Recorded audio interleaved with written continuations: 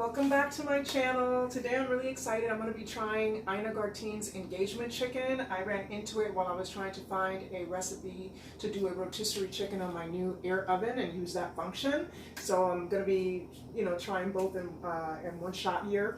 But I'm going to have to get creative because she does not use an air oven. She puts it in the regular oven, in a pan, and all that. So I'm going to have to get pretty creative. But I got an idea going on here. So this is the chicken I'm going to be using. It's a 3-pounder, so it's not a huge one. I think it'll fit perfectly in here. So, to start off with, I think that'll work. And all right, now it's time to get started on making this chicken. All right, so first step, pat dry it. I did wash it, rinse it off real quick, and took out some stuff that was inside. That was super gross, but it's all worth it. So there's a really nice story behind this chicken, which I found fascinating. I mean, I'm obviously not doing it for that reason. I don't even have a boyfriend right now, so. But apparently, when this recipes first came out or something like that, like 70 women made this chicken and got engaged, were proposed to soon after. So that is interesting. It must be delicious. So I'm gonna go ahead and try it. And the best part is I get to try it on my air oven. I finally get to try that rotisserie function. Hopefully I get it right, guys. So it's gonna be two kind of conquerors, conquering this particular recipe and conquering this particular function of my air oven. And I love it so far. It just is so fast. It's like way faster heating up and crisping up my fried foods and so forth. Obviously a healthier way of frying stuff too. So, all right, this guy kind of like an organic thing, still has some of those little leather things. All right, okay, he seems pretty dry. All right, so next step is going to be salt and pepper inside and out. I put my salt in these containers, so, because now my hands are like dirty with chicken stuff, so I don't want to touch my bottles. All right, so now we get the inside. She said put lots of salt. Hopefully I don't over salt it, but apparently that's what she said to do. So inside there, let me rub it real nice.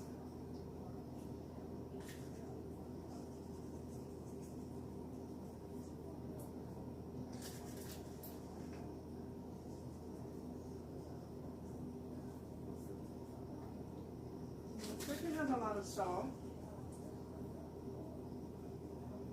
Like that, seasoning from the inside and out. So I'm going to use some pepper as well. Very simple seasonings too, so. Okay. Okay, the inside looks good. I don't know if you can see that, but. All right, and now the outside.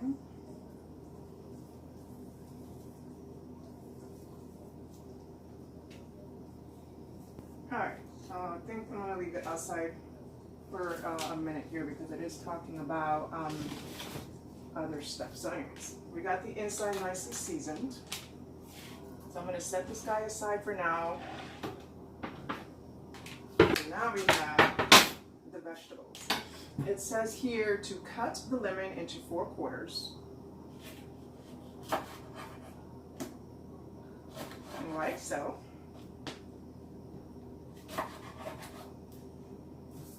All right, and then stuff half of that, so 2 of the quarters into the chicken.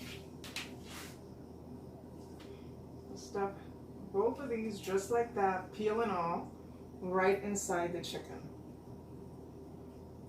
She doesn't squeeze it or anything, she just literally stuffs it in there. Yeah, it's not that big in there, so I think that, yeah, it's pretty good. And it says, and put an entire garlic head. Since my chicken is really not that big, I'm just literally, only one is gonna fit. So basically cut it crosswise. Whoop. I'm cutting this up here.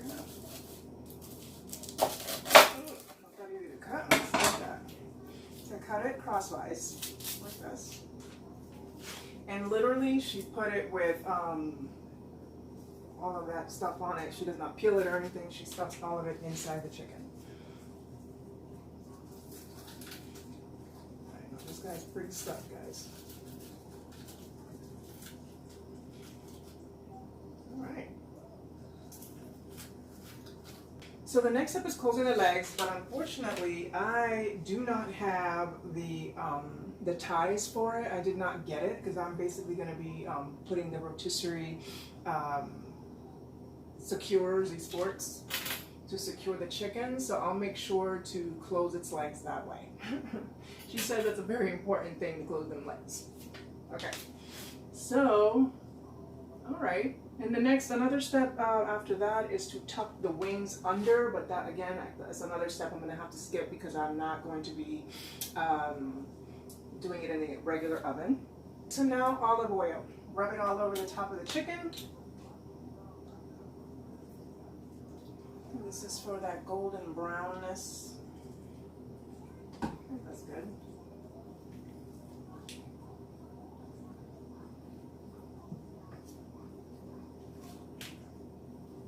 Now we get to the salt and pepper on top.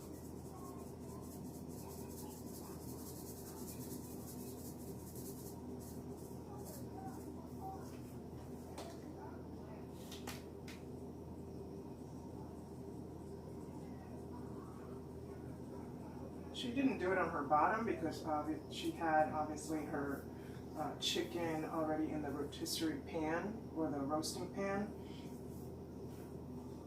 with the wings tucked under and all that. But me, since I'm going to be roasting it and the full body is going to be exposed in there, I'm doing the whole, seasoning the whole thing. Sides, back, front.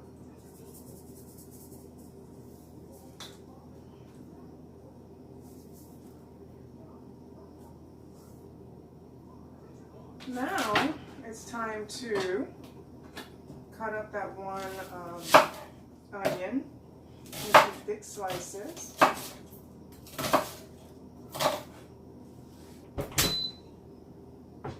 I'm going to be putting this here, right? This is the smallest pan I have to be able to fit in here to put that there and have all the juices fall in there, because those juices that are going to fall off of this chicken is going to be for the sauce later afterwards. So I'm gonna have that there. And she roasts these onions with the lemon and everything nicely seasoned. So I'm gonna put all that in here and hopefully that roasts along with it. And that's one of my creative things, so I can actually do it in here. All right, so onions.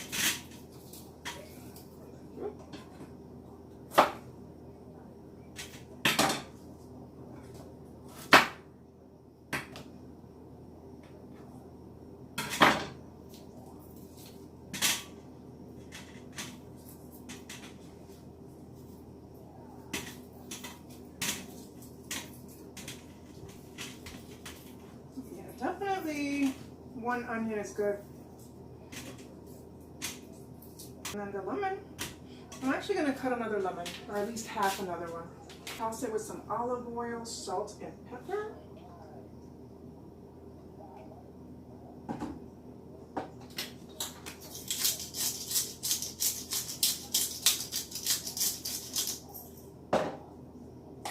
Some of this kosher salt.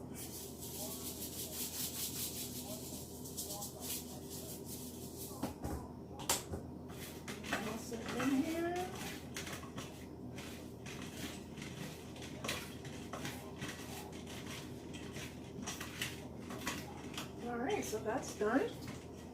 Now it's time to start assembling this thing to be put in here. So that is going to be one of my challenges. Oh God. Alright, ta-da! Legs closed, baby.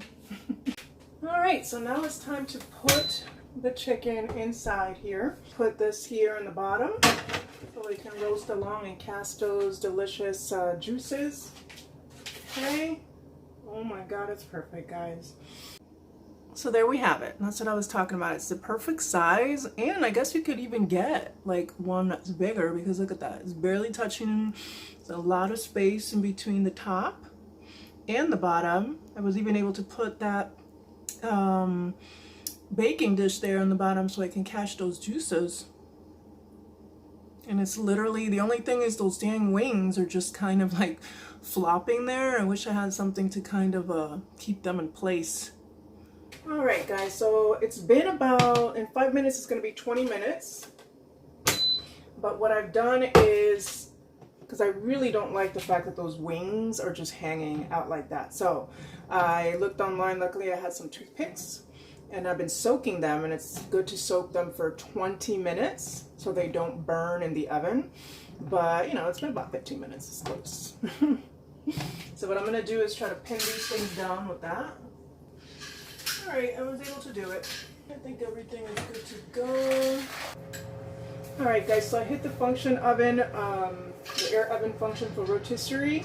It's pre-programmed already for 30 minutes at 400 degrees. So, and again, the Ina's recipe in the regular oven is 425 for an hour and 15 minutes. So this baby so far has proven to me that it is faster and heating up stuff in a regular toaster oven and oven. But let's see what this rotisserie chicken.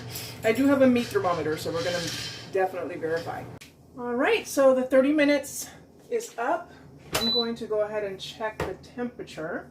So according to Google, it's supposed to be 165 to 170 degrees by inserting it in the fatty part of the thigh.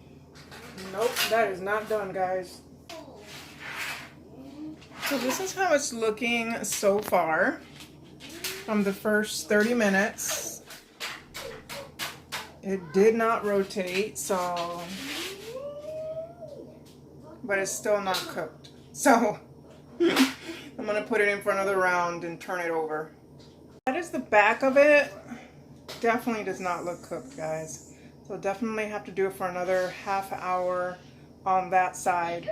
So that rotating function definitely does not work, and it's necessary in order to cook it at that time so it can get crisp all the way through. All right, so I was able to get it in there. It was definitely a challenge, so I'm not burning myself, but I got it in there. All right, so I'm gonna pop it in for another 30 minutes.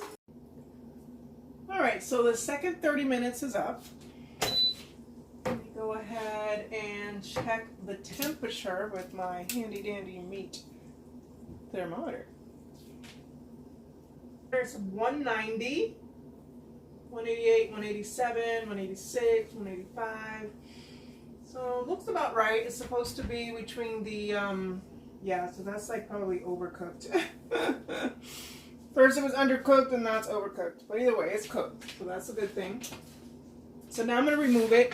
And then I had forgot about this. This is a thing used to remove it without burning yourself. Wow, check it out, guys. Now that I could have used before, right? So far the skin looks pretty crispy on the back now. You look at the bottom, I mean the top. That's it. Beautiful. All right, so it's supposed to sit and rest for about 10-15 minutes, so I'm going to do that. So while I do that, I'm going to get started on the sauce. All right, so for the sauce, I have the saucepan here. It's a medium saucepan, heating up to medium high. And what we'll need to do is take, so all of this stuff here. Now this is what was under the chicken, catching all of that. So this was a genius idea, by the way, so I'm very happy that I got that right. Even though it definitely looks a little bit charred and I don't know if that's called burnt or what, but it definitely got a lot of the juices. So we're going to put all of that into the saucepan, the lemons, the onions, all of that chicken juices, all in there.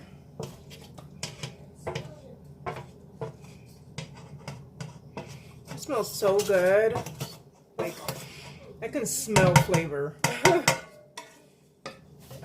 All right, so now we're gonna take some dry white wine, I have, this is cooking wine. This is what I use for cooking. It's super affordable, so it's like perfect for cooking, because if I have actual wine, I'm gonna drink it. All right, so half a cup of the dry white wine,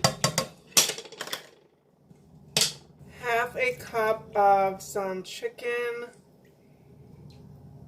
stock, and I already see it bubbling a bit, so that's good, because I kind of want it hot, nice and hot, before putting in that tablespoon of flour. And she says to sprinkle that in and continue mixing for constantly for a minute. All right, so now definitely hot, it's boiling. So now it's time to put that flour in.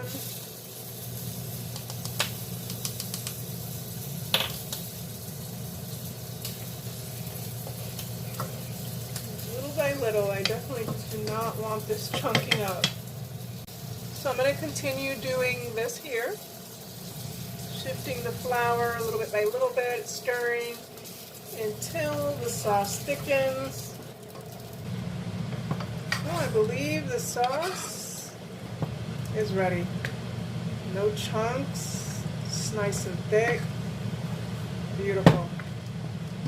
Okay, so now it's finally time to eat, man. Let me go ahead and carve this guy up.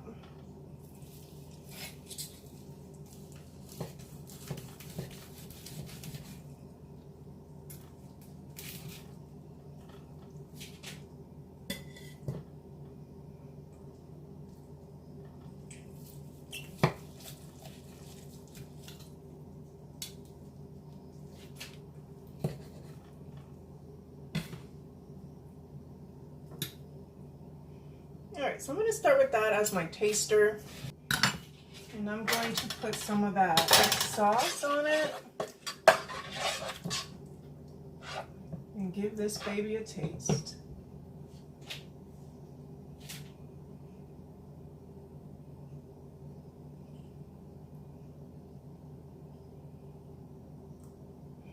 Oh, wow, that looks good.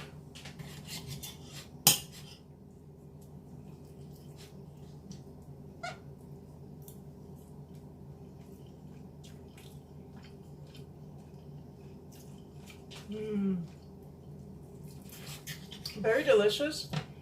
Definitely slightly overcooked.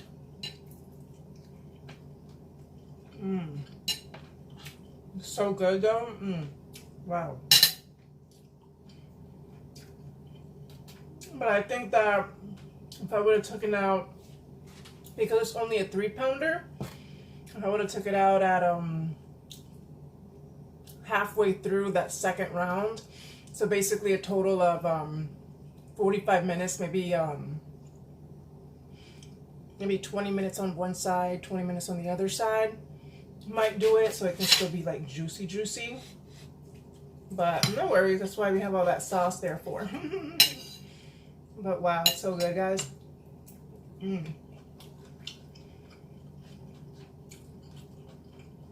Wow.